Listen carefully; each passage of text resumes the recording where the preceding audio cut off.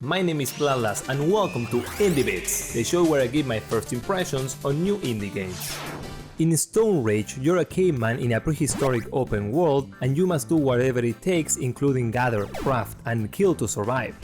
The game starts by letting you choose among different servers that allow PvP or are focused on PvE. You can then create a character and choose a biome to spawn on. You start with literally nothing to your name, but you can gather a lot of different resources such as stones and branches by hand. You can then use them in the crafting system to create new tools such as an axe to chop wood or a pickaxe for stone. As expected, as you get new tools and access different materials, your crafting options expand, allowing you to build lots of different stuff like armor and even use the building mode to create a house however you wish and furniture for it. This is especially useful to protect your belongings since, like I mentioned, you can find other players in the game, which of course lets you play online with your friends and do stuff like test if there's fall damage.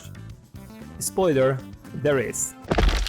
This is a good time to mention that if you die you lose everything on you, including your armor, and you respawn at a new random location so other players may easily loot your dead body. But if you're able to create a sleeping bag before dying, you can at least set it as your respawn point. To protect yourself from other players, you may build different weapons like a bow, and they can also be used to hunt animals for food, since you must keep an eye on your hunger and thirst meters. You can hunt smaller animals like a deer, or huge ones like a what the fuck. I forgot to say that as the posting of this video, this game is releasing in early access, and it is still very early in its development, so it is not hard to run into a bug, and a lot of polish and content is still missing, like a cool feature that will be added later on that lets you transform yourself into different animals. In general, I liked Stone Rage. It's a classic multiplayer survival game and has a few interesting aspects that make it stand out, but since it's still so early in its development, I can only recommend it to players that have the right expectations and would like to see the game's progression and help it grow. Because of this, on my should you try it scale, I give it a score of